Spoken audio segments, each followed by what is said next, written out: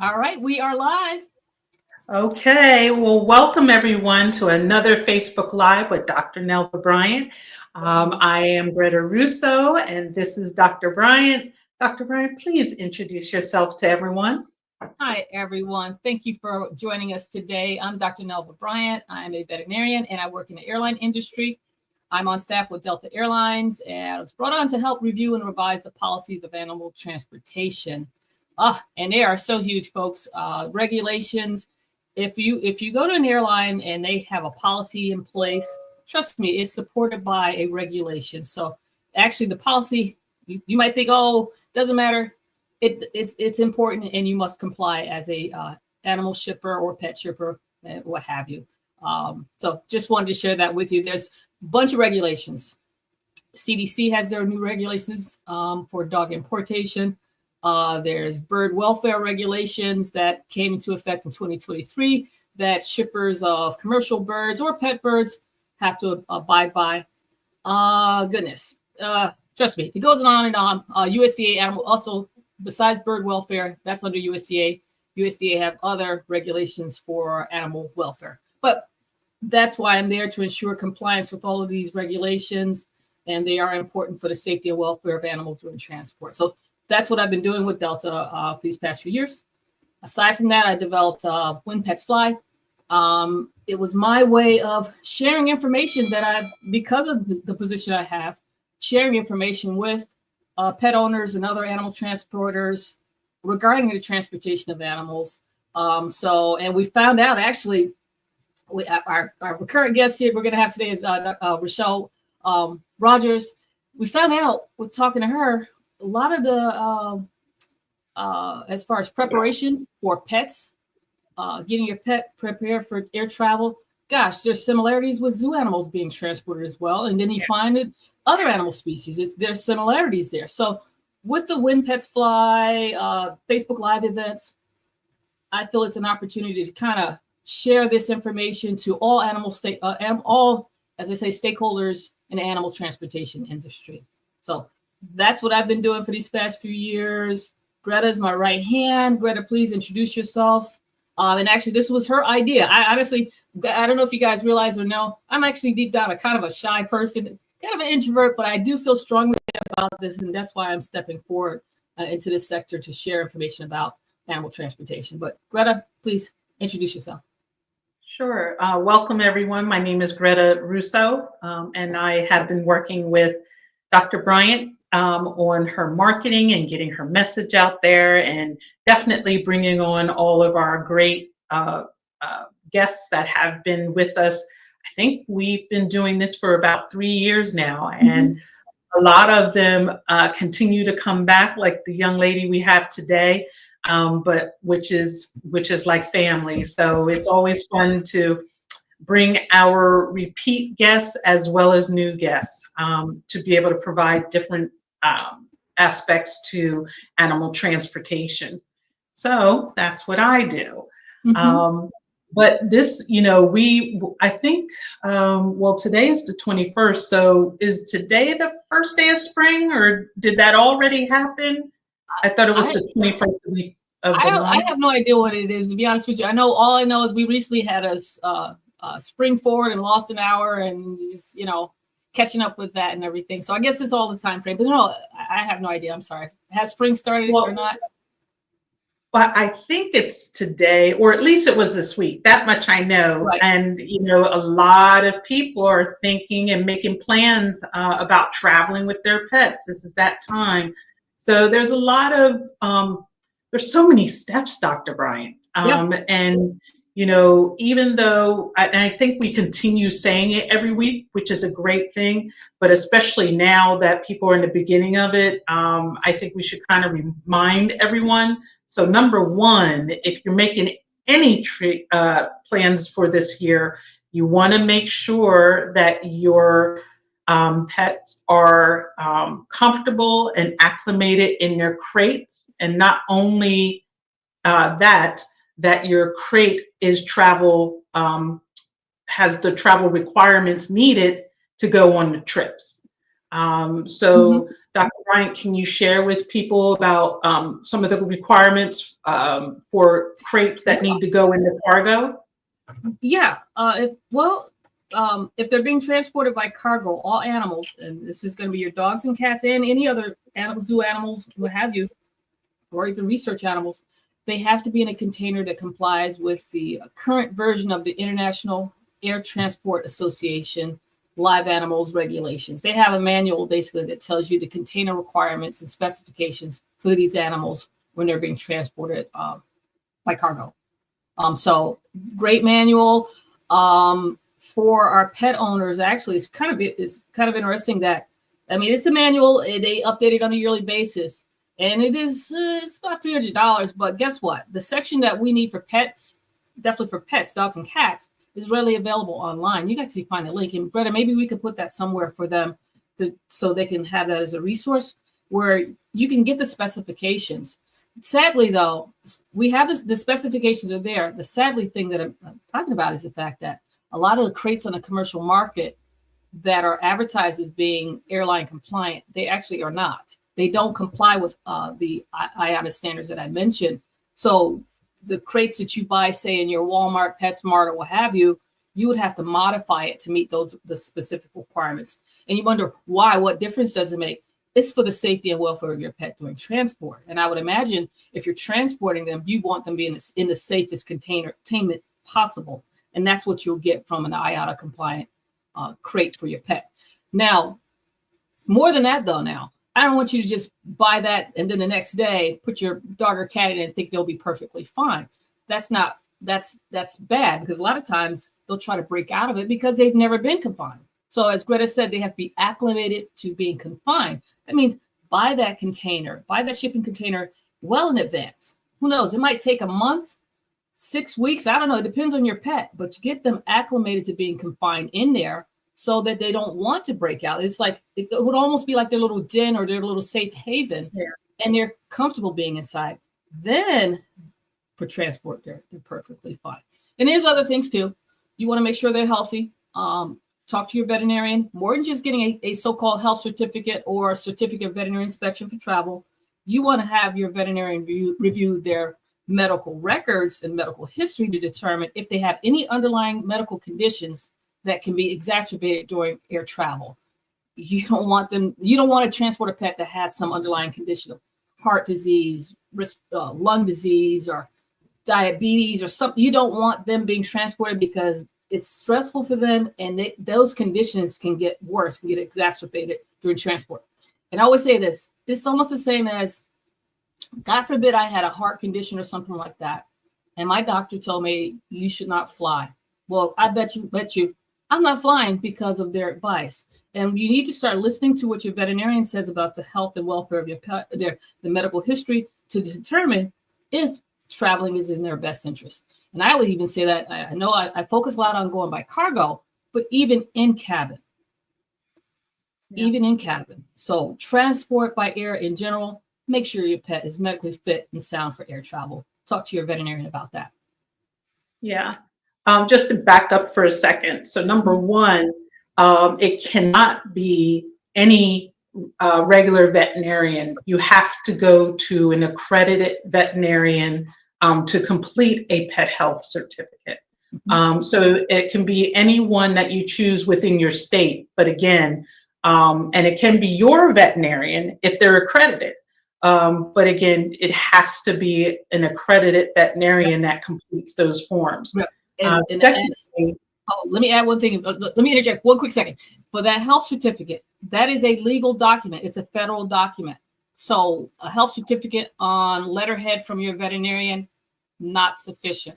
This is all, again, as I mentioned earlier, a lot of policies or whatever the airline might have, there's a regulation behind it. And the need for that health certificate for pets being transported by cargo is actually under the Animal Welfare Act regulations. So it is actually a regulatory requirement, and the form there's a regulatory form for it. So Greta mentioned it has to be completed by a USDA accredited veterinarian, not a routine veterinarian without that status.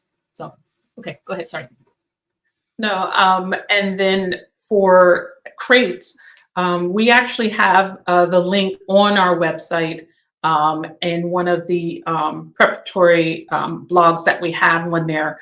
But you know, I would suggest reading through that first, so that when you go to the store, you'll know what characteristics of the crate you should be looking for, because there are a lot of very cheap and not well built crates that are out there that were never, I would assume, were never meant for flying, but maybe something to just have in the house. But you not either way, you can't take that into an airport because it'll come apart. So you definitely want that. You also do not want to modify whatever crate that you have, because if you create, let's say you drill a hole into the crate, now you are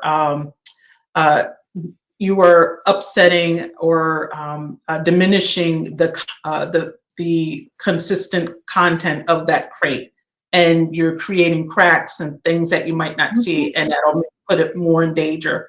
But definitely do your research. There's a lot of planning, pre-planning you got to do, and it's not just throwing your cat or dog in a crate and off you go. But we'll definitely touch back on that on another Facebook Live, so that we can bring our special guests in here and talk more about bigger animals. So hold on one second as we bring Rachel Watkins Rogers into the house. Hello, Rachel. Hi. Hi. Well, first of all, Rachel, typically I read through your bio, and of course, everybody knows you by now because you're our favorite zoo registrar person, but I still wanted, because I don't think we ever gave you the applause. So everyone, please help me welcome Miss Rachel Watkins Rogers. Yeah, very good.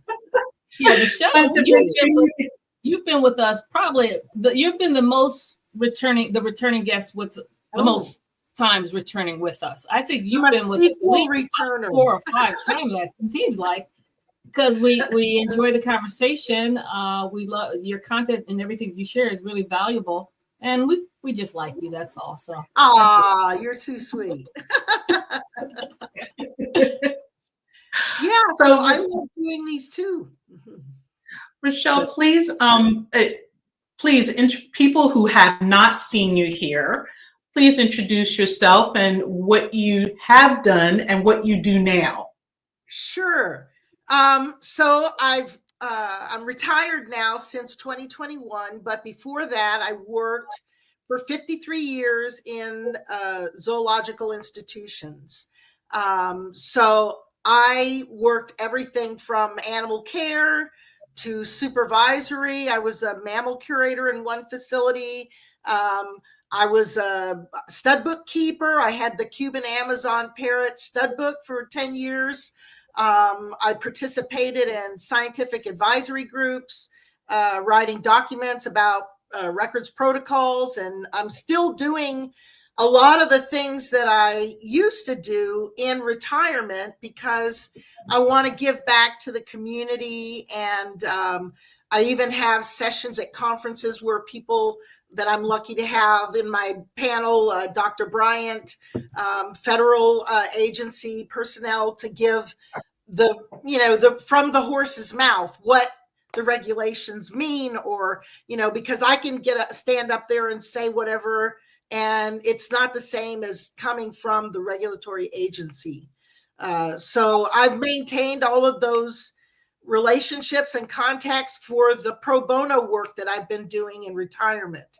And I have a very niche group of people because it's mostly exotic animals.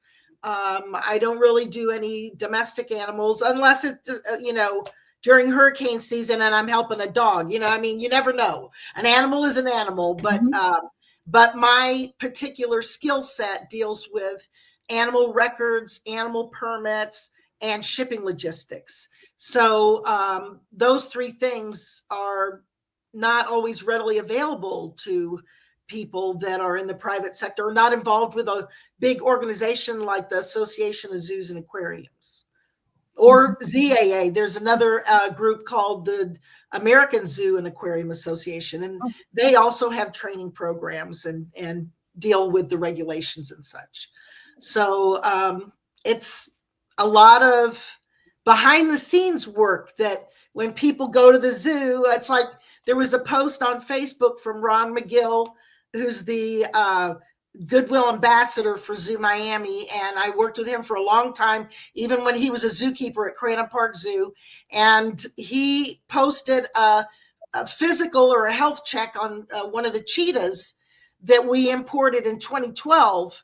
And I did the permits for all of that. And he went and got them and brought them back. And there was a lot of logistics to coordinate because there was different ports of entry in the United States. And then we had to, process it through to Miami. But it took us like over a year to get the permit. So in that time, the kittens got too big for one crate. So we had to have another crate built. And it had to be approved like the first one was. It had to be a model example of the first one. And so that's how they got in. And it was like sometime around the fall. Like I remember Thanksgiving taking a call from Ron when I was with my brother in Orlando. It's but that's the commitment you have to make something like that work. Doesn't just fall into place. Yeah. That's wonderful. You've got an amazing career, 53 years. Wow. That's a long, long time. And I'm on overtime years now. I'm on overtime years now. You're overtime years? Yeah. I mean, but when you love what you do, time flies. If you think, I could never be so grateful for having what I like to do as my retirement gig, and I don't have to worry about keeping records on it because I'm not getting paid for it. So and people think, oh, you should take some money. I said, no, like if I take money, then I have to report it to the IRS. I'm thinking, what do I have to do to be compliant? Right. Well, that's great. So that you're so dedicated to this profession, and a huge part of regulations and things that have changed and all that good stuff. So every year. I can imagine. Well, I wanted to get right into it. So what are the different roles of registrars depending on the size of their institution with respect to animal transport? That in a nutshell: smaller institution, fewer transports, less continuous shipping. Largest institutions ship sometimes every day, several times a week. So their staff gets training on the job by nature of the beast, of the size of the institution. And like when I was in Miami, we were doing several international transfers, whether it was imports or exports of animals to and from different places in the world, the UK, Europe, so, and it's time management wise, you have to let go of certain things. And then they got me some help so that I had people that were taking over other parts of my responsibilities, so I didn't have to do them because the institution was large and it was doing a large volume of shipping.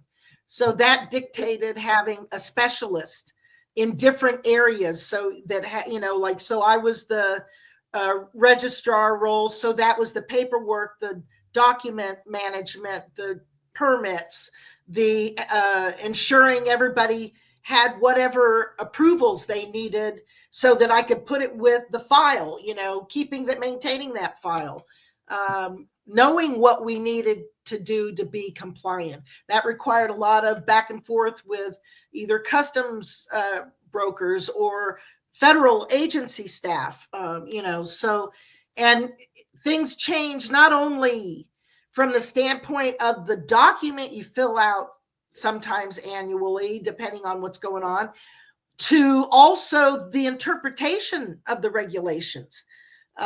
So they may at one point in the history think of it in one way and implementing it in one way, but then the animal industry changes and you start having smugglers bringing animals in they've never brought in before, so they have to interpret that species regulation differently.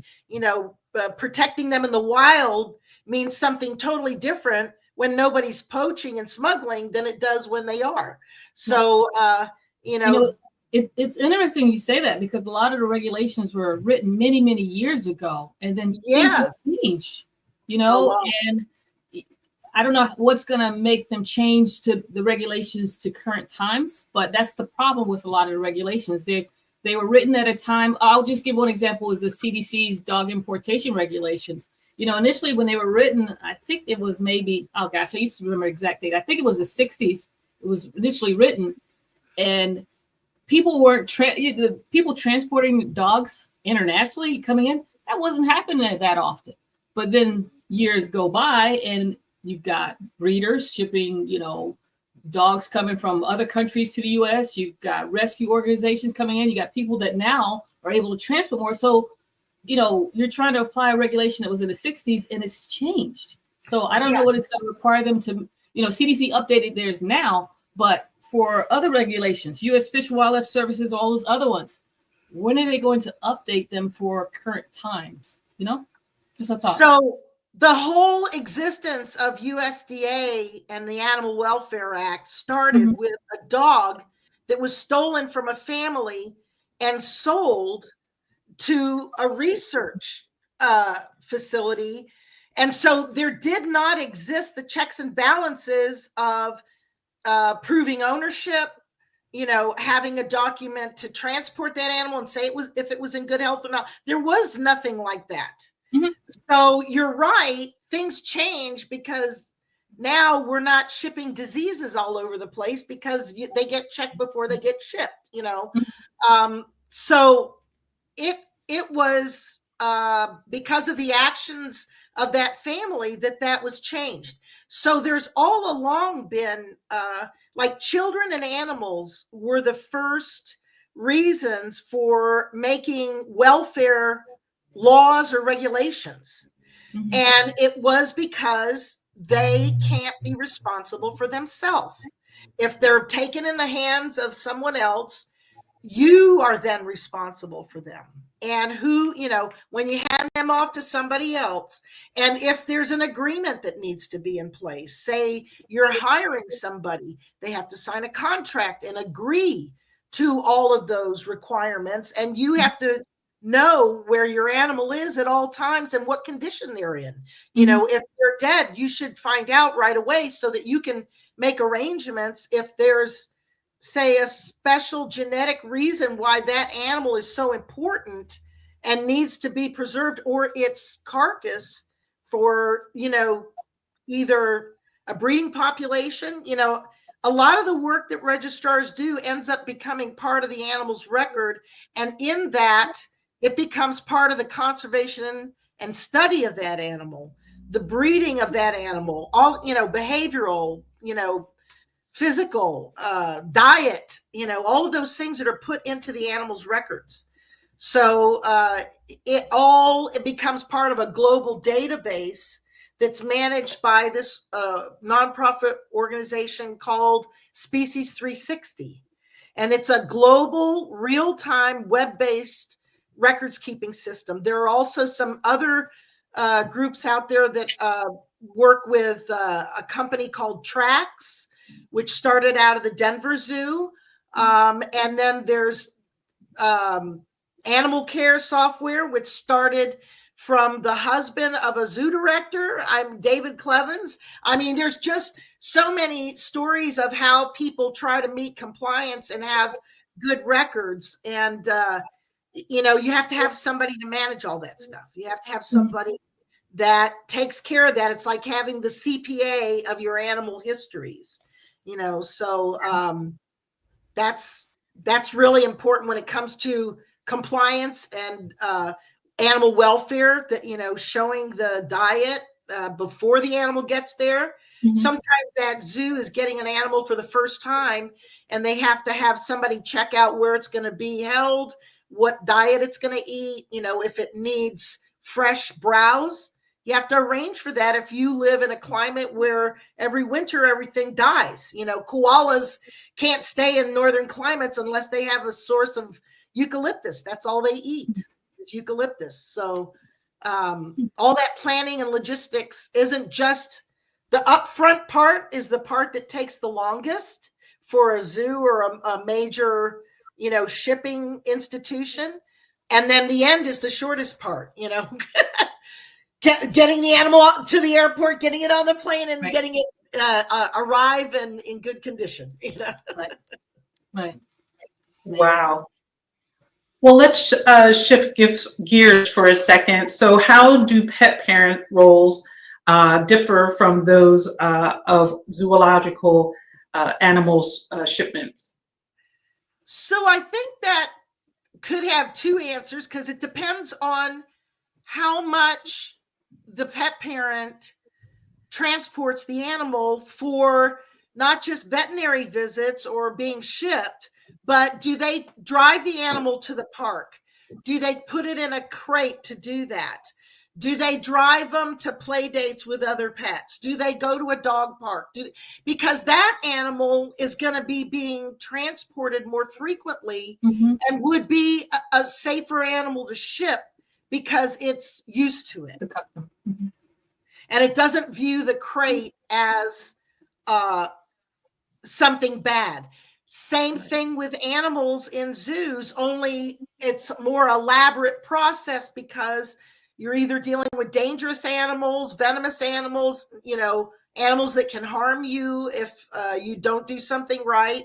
And the people that take care of those animals know their behavior the best. So you really have to rely on the zookeeper to help with conditioning, because they're like the pet parent of the animal.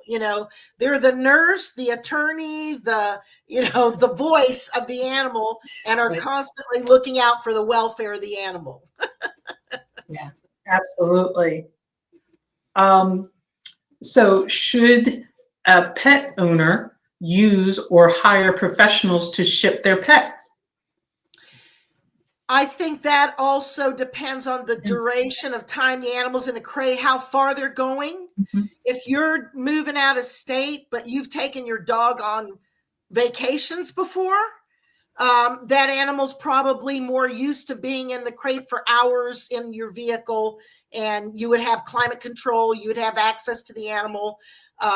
If you're driving a truck with furniture, make sure it's in with you, you're not in the back where you can't see it, and ventilation and stuff like that. But if the pet parent has never shipped an animal, or I would say as rare as once a year ships an animal, that they need help, because like we mentioned, things change. Mhm. Technology or materials of crates changes. Mhm. Diseases change. And you also want to be prepared if you live in a high risk environmental area that has fires, floods, hurricanes, tornadoes, as we've seen recently. There's been a lot of overturned trucks, sometimes with animals in them, from a tornado that just recently went through this past week. You got to have other types of plans that you can implement for transport of your pet that may not have to do with a good reason.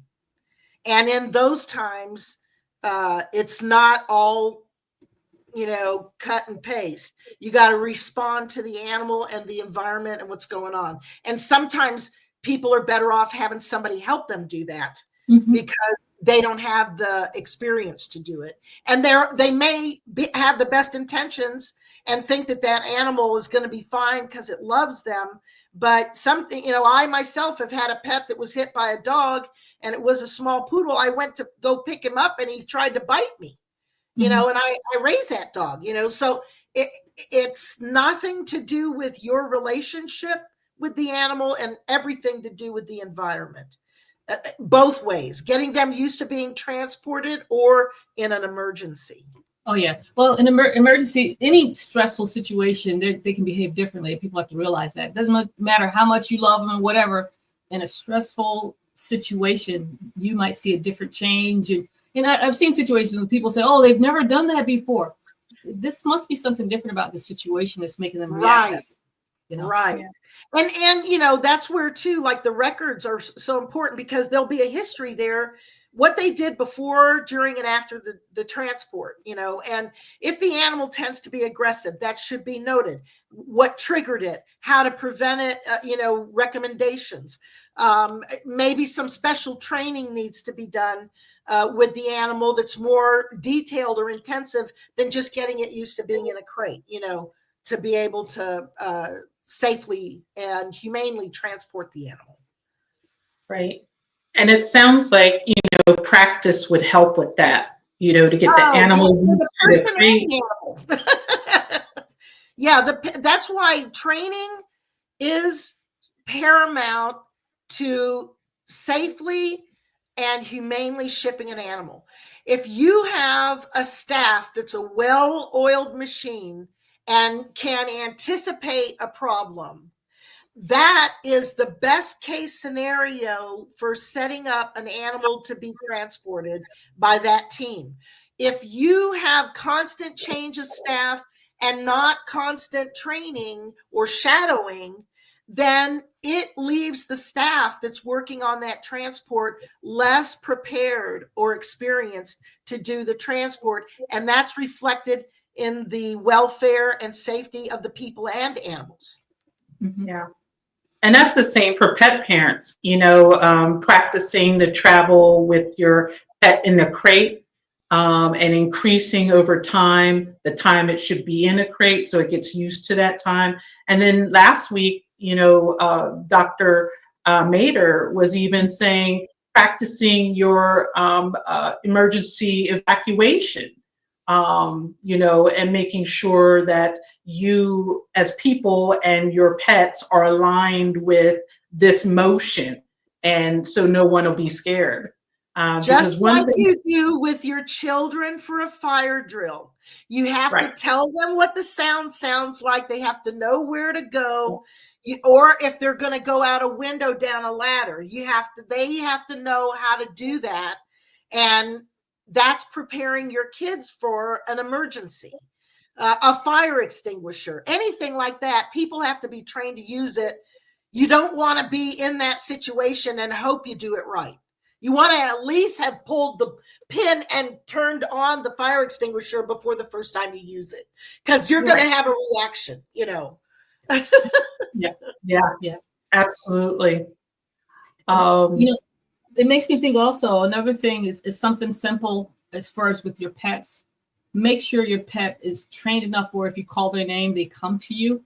That will help in a situation like that too, because if something happens, at least they come to you. In the zoo community, it's called recall training, and that's in case, like, say something gets on the tiger paddock, or somebody throws something out there that's not good for the animal. You want to be able to recall that animal back into the holding by command when you need them to, and not when they want to. So you have that in a zoo setting? Is that a routine standard? That's part of emergency training for zoo animals, is that the staff can recall the animal. Say, you know, a kid falls in the moat. You want to get the tiger off exhibit so you can save the kid. Right. Yeah. Can zoos manage a species without shipping? Not at all. That would be like your family growing up in your house and nobody ever leaving the family and having their kids, and you know, it gets crowded. And with animals, you have to worry about inbreeding, you know, it's Mother Nature, you know, it's sneaking around, and they're like teenagers. Let me tell you something. You got to be careful with them, you know. Don't let somebody have access, and not only for breeding reasons, but safety. they'll fight with each other. Yeah. You know? Let me tell you something funny. A client, I'm in practice, and someone had 2 kittens, a male and female, and I think they were under a year, not spayed or neutered.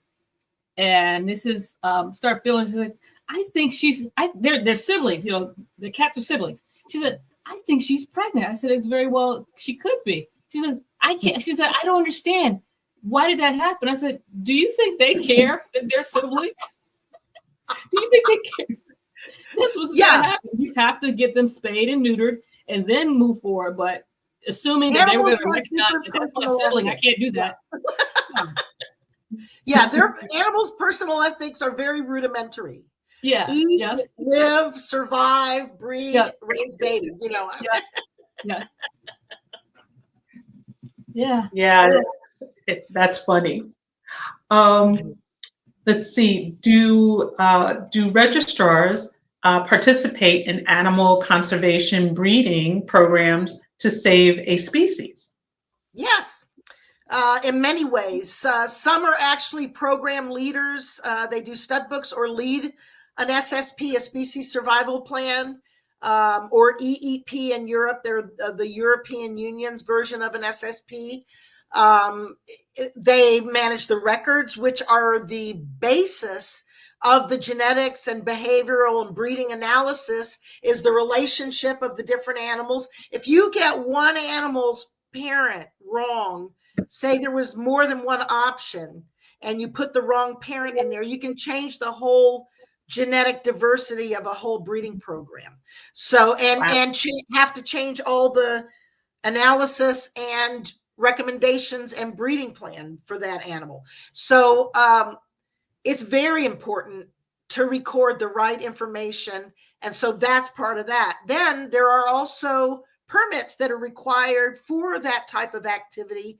And if you're importing, exporting, or even in this country, if it's a native species, being allowed to propagate an animal. So people wouldn't be able to breed bald eagles in their zoo unless they're given permission from the federal government, because they're not considered an option for what they're doing with eagles in the wild, because so many rehab facilities have bald eagles, and not all of them can be held in captivity. They're protected by the federal government. You can't own one. You can't have one without a permit, and they do not allow people to breed them because they're breeding in the wild. So it's a different, I think they've been down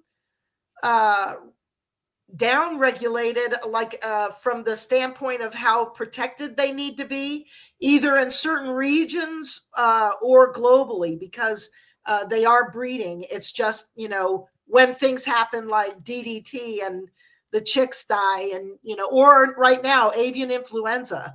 There was a while right here in Sarasota where I live, there was a nest that had, it was either 2 or 3 chicks, and one of them did not die from HPAI, but the other one did die from avian influenza. And they were able to prove that by the video camera and watching the parents feed them something that they contracted the avian influenza from, and they died from it. Very interesting. Oh, just you brought up that term HPAI, highly pathogenic avian influenza. Greta, do you know that's happening in cats too? Yep. Yes. Cats, people, animals. There's it's amazing the cattle getting HPAI, then passing it on to people. So that's why a lot of times people don't understand the biological barrier theory and quarantine and preventing disease. It can be something as simple as a mask, as simple as gloves, as simple as washing your hands, dipping your feet in a bath, a foot bath, wearing an outer barrier on your clothing and then taking it off before you leave. There's, all different kinds of ways to do biological barriers. And I think when something like the jump of species that avian influenza did happens, it just reinforces how many species could potentially be affected by one disease, because it changes, they mutate. Yeah. Well, influenza viruses in general, that's why we're back. They always recommended vaccinations every year because the combination could change. So, but yeah, influenza viruses are really amazing. They're like the rats of the virus world. We're calling the cockroaches. Yeah. So, Dr. Bryant, are you saying that the flu vaccine helps protect humans from that? No, I'm sorry. I didn't mean to say that. I was just saying in general, as far as a combination of influenza, every year we get, they recommend getting a influenza shot. And the combination that you're getting vaccinated against is last year's basically flu virus kind of thing. But the combinations that moving forward can change. So, but no, I have no way of knowing. I actually doubt that the influenza flu virus that we receive is going to protect you from HPAI. No, not saying that. And that's why the purpose of the pre-ship physical in zoos is, and there's a neonatal processing physical that's done. They'll draw blood, they'll inject them with vaccines, they'll take body temperature, weight, they check the heart, maybe get a fecal. They do all these things so that they can monitor the animal from birth to death. They want to have a medical profile of that animal similar to humans having a medical record of different doctors they've been to, different medications, and different surgeries that you've had. Same thing is true, and makes that animal have something that gives other institutions a decision-making factor on whether they want to accept that animal into their facility. Some animals carry a disease that maybe has never been at a facility, and that zoo may be like, we don't know if we want that to deal with that potential here. Just like there's certain countries that have a 6-month quarantine for rabies, like the UK and certain island countries, because they don't have a problem with rabies and they don't want to have a problem with rabies. That's so important, because if you think about it, they can have something that's not present on that particular zoo. And you bring an animal in, and now that's a potential source of infection for all the other animals it's associated with. And you can't let that happen. So it's good they're doing that. I guess you could say the most things as far as traveling internationally with pets, dogs and cats, there's a lot of, series of, they focus primarily on the rabies and the rabies titer, but it needs to be also vaccinated against the core vaccines as well in your dog or cat.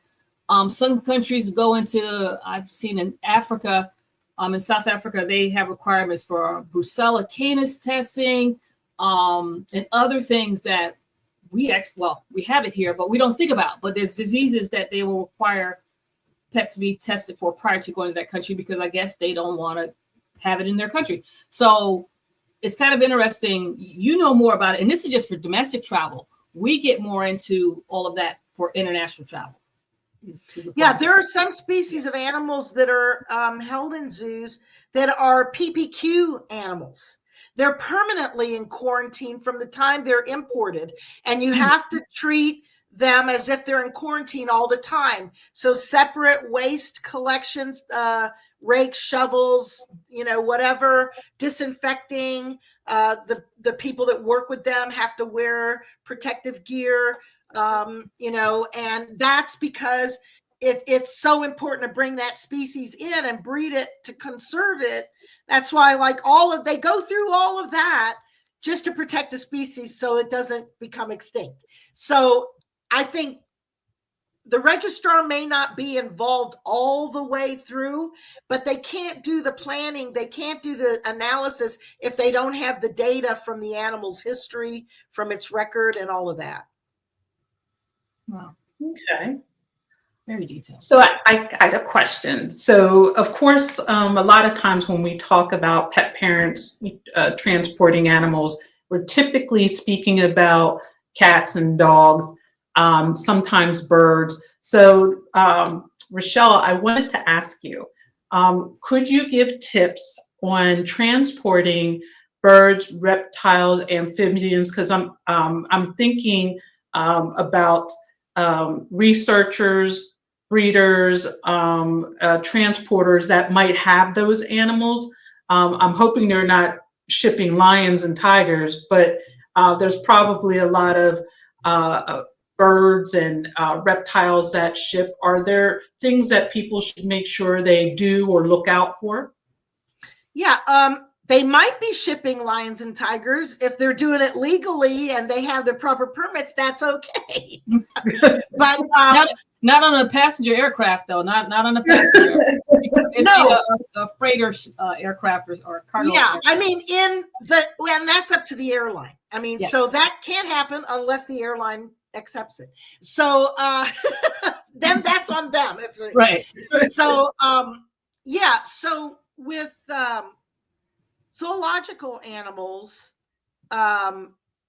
there's what was the end part of the last part of that question? I remember the beginning part of it. I was wondering if you could give tips for other species, right? Okay. Birds. So, yeah, with birds, probably pet parents don't, unless they're a breeder or deal with a pet shop, don't have to pay as much attention to USDA and pay more attention to the state veterinary health certificate. But there are certain requirements for licensed or accredited or certified people that are in USDA for birds. There's also a lot of bird clubs, reptile clubs that have experts in those species that a lot of times are also involved with giving guidance to new people or helping them to prepare a crate. And if they haven't done it a lot, like usually the breeders are the ones that ship more. So that's why like zoos that have a lot of breeding programs ship more. But if you have reptiles that are venomous, which there are private people that have venomous reptiles, some states require a license to have them. Like in Florida, the FWC provides licenses to people that pass the either exam or experience level. And it's like 1,000 hours experience cleaning and feeding. So there's a lot of caveats to even having the animal. So if you have the animal and you don't have it legally, trying to go about doing some of this stuff is very difficult. And you've got to know the laws in the state that you're shipping to if it's crossing state lines. Some species are not able to be shipped into Florida, like pythons. There's limits on certain species because they may be injurious or invasive species. Nutria in Louisiana is considered an injurious species to the state, to their ecosystem. But say, like what happened with me, I had to coordinate paperwork for one that was being shipped into Florida, and it was also considered like could potentially be injurious in Florida. So also the animal was raised by a rehab facility. So they're a licensed animal rehabber that was shipping an injurious species across state lines. So multiple permits, multiple federal agencies, and they found out they had to get permission from their state to ship it out to the zoo they were intending to ship it to. They had to be approved by the state, and then the Florida inspector had to approve it, and then it could be shipped. So if you don't ask, you don't know. Well, I'm glad that you do it, and I'm glad you're sharing all that, because an average person wouldn't know any of this. That all the requirements they have to make these. They think you just ship it and everything is fine. Trust me, there's even a level as far as I've noticed. it seems like they don't even want to disclose what they're shipping sometimes. They just say it's a reptile. Yeah, because you're trying to slip it through, like you don't want to deal with somebody like that, and that's why I always try and raise the bar on my personal ethics, because I use it as an opportunity to help people learn, because it's easy not to ask. And who knows, that day there may be somebody less experienced working for the company you're dealing with, and it gets through, and it's that they get in trouble, you get in trouble, they can take the animal away from you. You don't want to go into it blindly. And so with pet animals like dogs and cats, there are like hybrid cat species, there are that are part serval, part domestic cat. There are dogs that are in certain counties or cities or states banned, like pit bulls. There are, not every place is, but you got to know where you can ship that type of animal, no matter what type of animal it is. There's always going to be something. It's either okay or it's not okay. And you got a 50-50 chance of doing it right. You've got to look. I would say there's a responsibility for shippers, even if it's, like I said, if it's a pet owner or whatever, there's a responsibility behind what you're doing. And you need to research it and figure out all the requirements for it. And you have to, again, if it's venomous or, invasive or whatever, you need to pay attention to that, because there's impacts and there's regulations behind your transport. Yeah, and there's a lot of people with fish tanks that have species of fish that are banned. Like we can't accept piranhas into the state of Florida, because if they get into one of our canals, or they get, it's the same tropical environment here as it is in South America. They can breed, they can flourish, they can, just like the lionfish, take over an ecosystem. So, you don't want a pet parent to just flush the fish down the toilet, because it could survive and end up someplace it's not supposed to be. Right. Yeah, I just saw a advertisement on Instagram about a reptile expo that's going to be somewhere here in Georgia. And I thought, oh, that's nice. I'm glad they're getting together, because I always see cats and dogs. As you were talking, I was like, I wonder how all these reptiles are going to get to Georgia. And that's why usually those reptile expos are associated with commercial activity. People are going there to find animals, to buy animals. If they want to buy an animal, and the dealer is reputable, they will have copies of their licenses or permits required. They will ask you for copies of yours or proof of licensing or permitting. So even certain bugs that, like in Florida, praying mantis is considered an agricultural pest, and not everybody's allowed to have them, because if they escape, they could decimate farms or nursery or produce growers, and it could cause commercial impact on the state. Really? So, wow, I didn't know that about them. I thought they were protected. They're protected, but also, bees are protected, but mantis can be. I saw a video of a praying mantis eating a big chameleon alive. I mean, they're brutal, carnivorous. Wow. So not only they can affect the plants, but also the animals in the environment, like the lionfish. Wow.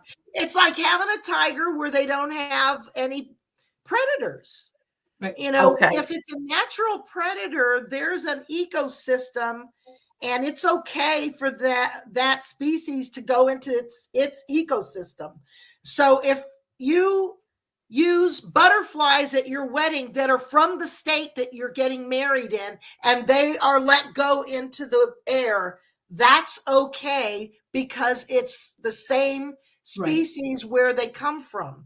But if you let go some protected species or a species from another state that it's not from, it could be invasive or injurious to the ecosystem. Wow. And butterflies, they have to have a host plant to successfully breed them. Like the Atala butterfly in South Florida and Central Florida, they have a certain host plant called the Kunti plant. And it looks like a palm, sort of. It's a prehistoric looking plant, but that's the only plant that they will put their eggs on. And so, if you move that species to another area, it'll die. It can die off. It can affect other species that are in the area. So there's a connection between the environment of the animal, and that's what a lot of the permit agencies look at too, especially if you're shipping a wild caught animal. Wild caught animals always have things about them, either their behavior, their disease load, whatever. I mean, they can carry things that maybe you don't find on a pre-ship that you have to watch out for. That's why certain species are post-entry permanent quarantine. That means after they get here, they're always in quarantine because they want to not allow that to happen. So, so the crate for shipping an animal like that, like it has to have liquid containment. So no liquid escapes the crate. They wrap the bottom of the crate 3 feet up. If it's a large crate, without blocking the ventilation holes. So there has to be large enough and close enough together ventilation for the wind to go through the crate. There was a guy in San Diego, he's retired now, but he made crates for San Diego Zoo for 20 years, at Randy Hawk. And he came up with this idea of putting a solar fan on the top of the crate for hoof stock. So when they unload them from the transfer to load them in the plane, if they're on the tarmac and that thing hits the sun, it turns the fan on and there's an exchange of air to help keep that animal cool and have fresh air in the crate. Nice. So with zoo animals, I guess you have to make all of their crates.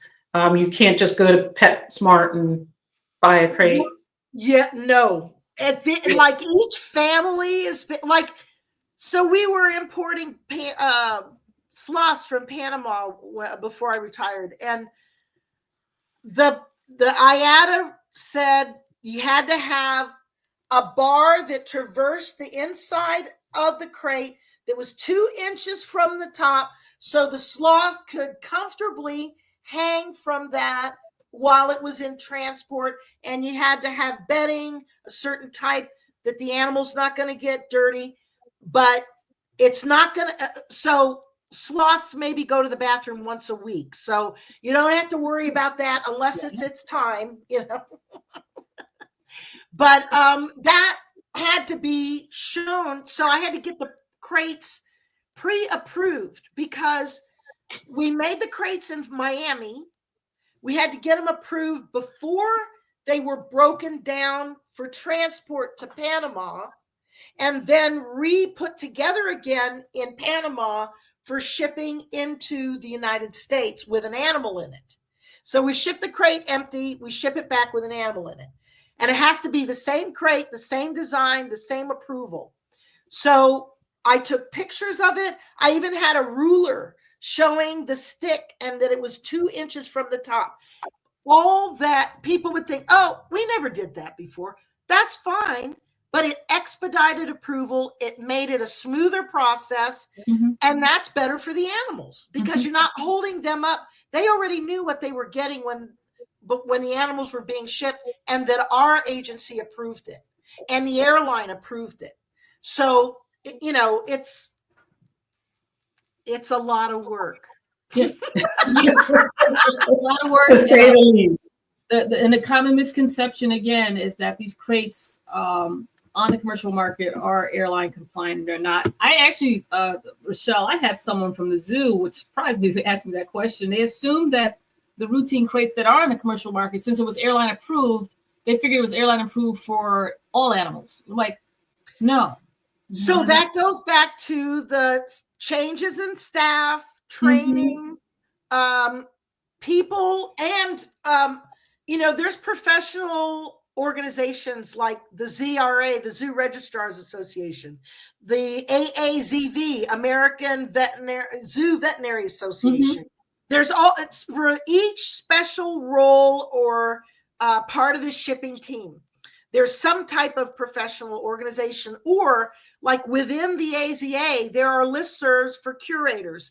There are taxon advisory groups for certain species of animals or families of animals like lizards, crocodilians, primates, So those are all experts that are communicating with each other and disseminating best practices, what works for them, what doesn't work for them. So if people are studying up and learning that stuff as part of their daily job, when they have to do it, they've already got the background of at least who to ask to do it for that animal. So that's why, like, the zoo registrars are very open and inclusive with nobody can ask a stupid question on the listserv. A new person coming in, they're overwhelmed by the job. That, if they're in a zoo where they have to do the full Monty and they have this much experience, they're going to be like, oh my God, I can't do this. And so the zoo registrars will mentor, will train, ask any question of them. They will give you the answer from their experience. And they are the most welcoming, and training potential through that organization alone for that role is immense. And I recommend highly to anybody that has to do any records keeping to join that organization if you're doing any shipping, because they will help you. And they also have commercial members that are animal transporters. So they're like vetted organizations that work with them that are commercial members of that organization. AZA also has, like, their commercial members, and you can, and that's another thing. If you are choosing to go with a professional to help you do something, be sure and vet them. Get some recommendations from other people that don't have a commercial interest in whether they do the job or not. So not maybe somebody that that's very particular about their animals, that used them and loved them, or used them and hated them. So it's really, you want to hear a customer walk away saying, wow, I never knew that before. I'm going to be more prepared next time. Or I didn't know that would happen to my animal if I didn't do this. You don't want them running away like, I'm going to put a post on Facebook. That's not going to help anybody. Yeah. Right. So training and education is paramount as a foundation for everything else. Everything we do, to be honest. This whole process, again, the purpose behind a lot of things that we do is really to share the information, because logistically you go on Dr. Google and it's just going to tell you need a crate, you need this, form, and you travel. But there's so many steps in between. So many things you need to do in between to get them prepared. Well, and Nelva, because you work with Delta, not everybody in Delta understands the animal shippers as much as they think they do. And the animal shippers don't understand the airlines and what they go through and what they have to do as much as you do. So even just the different entities talking to each other and working through the process is a much better situation than forcing somebody to ship an animal, getting it rejected, having to take that animal back. If it's their fault, then you complain to them, because that is a legitimate complaint. But if you did something wrong and they refused to ship the animal, then maybe you weren't as prepared as you thought you were. So that's what people have to realize with that aspect. Yeah, the shoe can be on either foot. And the decisions for denial are for the safety and welfare of the animal. So right, because the entity doesn't want to take responsibility for what they perceive or have as policies and procedures as not being the correct way to do it. Yeah, like I said, you can ship it something, and I hate to say it, I've seen it where they ship something. This is something they cherish. They ship it and say it doesn't have adequate ventilation, and they think, and that's the container they want to put it in. And if you deny it, they're like, oh, why are you doing it? I've always done it this way. It's not Well, right. that's for the the animal. other part too, where I say, you might be lucky and it might go well and nothing happens, or something goes wrong and you recoup from it, but you don't change the way you do things. That's why the post shipping debrief, the quick little get together. Do you guys have that in the zoo community? Do you guys have a post briefing? And when I worked in Miami and I was involved with all of those different things, the permits, the paperwork, and all of that, there was a weekly meeting, and the vet department held the meeting and all the supervisors came. And I would go as the person that talked about the records for the animal, because there might be something wrong that needs to be changed, or there might be something that needs to be updated that's not in there yet, or there might be a permit that they're waiting for before they do the pre-ship because they don't want the health certificate to expire before the animal can use it, because the health certificate is only good for 10 days. So if you put extra days on the beginning and end of that, you only maybe have 5 days. Because you want to have a buffer in case something goes wrong. A weather condition prevents a flight, or an animal has an injury and they have to be delayed in shipping, or, how bad is the injury? Is it canceling the flight, or is it something that it's going to be able to recover from? There's a lot. We are, look at the time. Where are we? Oh my God. Flew by. What? Yeah, we're way over today, but because we love the stimulating conversation that we have, we always have a great conversation and just great information sharing. So I love it. So yeah, we're a little over today. Well, I'm happy to do it. Not over, It's no worries at all. No, this is great. Well, as you know, we'll have you back again. I'm sure. Is Rachel later on this year again? Because we have to have her back. Yes, she is. Conversations for us to have, and thank you for sharing more about your history of being a registrar and everything. That's really valuable, and I think it's also valuable for potential people that want to go down that pathway. It could be a lot of work. It could be a lot of work, but there's a lot. Yeah, it goes from one extreme to the other. You can be catching up on historical stuff and zooming along, and somebody comes in your office and says, we just had to euthanize this animal because it escaped from its enclosure, and we got to do a PR report in half an hour. I'm like, okay, let me check the record if it's up to date. It should be, but you never know. That's why, before an animal goes, you always got to make sure its record is current, because you don't want people to pass on the wrong information. Right. Well, Rachel, as always, it was a great conversation. I always learned so much with you, which I love, because I'm an animals kind of girl.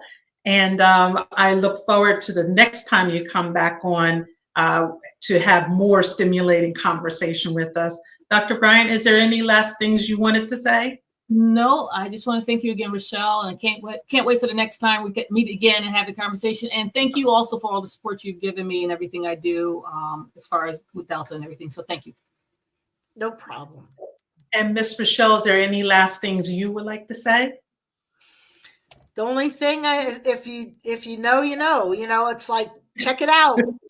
Don't just go in doubt. Yeah. Do your research. Yes. Absolutely. Well, everyone, that was another stimulating Facebook Live with Dr. Nelva Bryant and our special guest, Rachel Watkins Rogers. And we hope that you have a fantastic weekend and stay safe out there, everyone. We'll see you next Friday. Bye-bye. Bye. Bye. Let's see.